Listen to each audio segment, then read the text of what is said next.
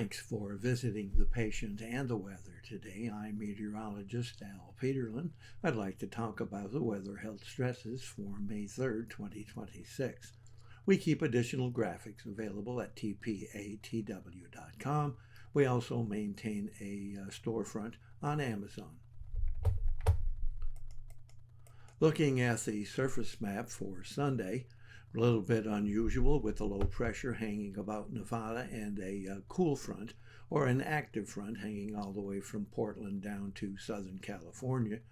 Lots of unsettled weather, especially in Northern California, on into the central portions of the Four Corners.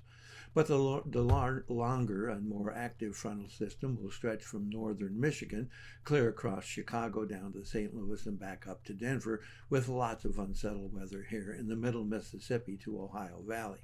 Always some activity across Florida with that lingering front that just never seems to go away.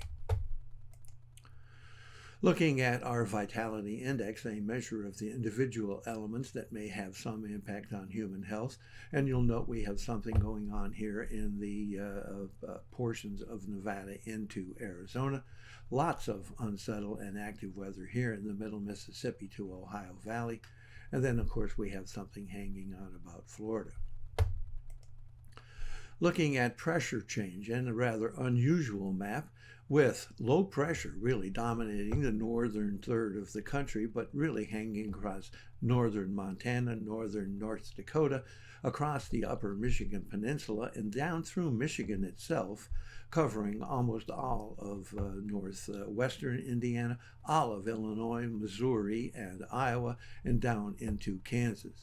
A little bit of falling pressure still lingering over eastern Maine, and rising pressure from Florida, especially coastal areas along the Atlantic, across Georgia, the Carolinas, Virginia, Maryland, and on into Delaware. Looking at temperature changes, much of the east is rather cool, but notice that we have some rising temperatures here again stretching from Kansas, Missouri, and on into Illinois. A little bit of warming temperatures here across northern Montana. And while it is extremely warm here in the Pacific Northwest, we have some cooling across California, but I think that's mostly associated with the clouds and rain.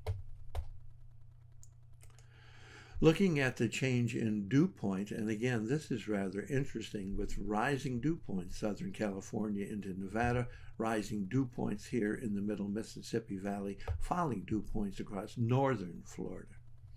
And of course, the vapor pressure map is pretty much confirming the same thing. Again, though, we have that interesting increase in dew points here in Nevada.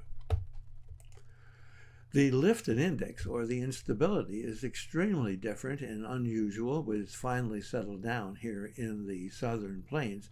But note that we have instability here in the westernmost reaches of California. Lots of instability here in the eastern portions of Oregon and Washington state. And again, a lot of instability across southern Florida, actually into central Florida, so showers and thundershowers there. Looking at the change in oxygen availability, again, a rather unusual map with the risk of migraine in areas that are really not used to it, and that is all of California.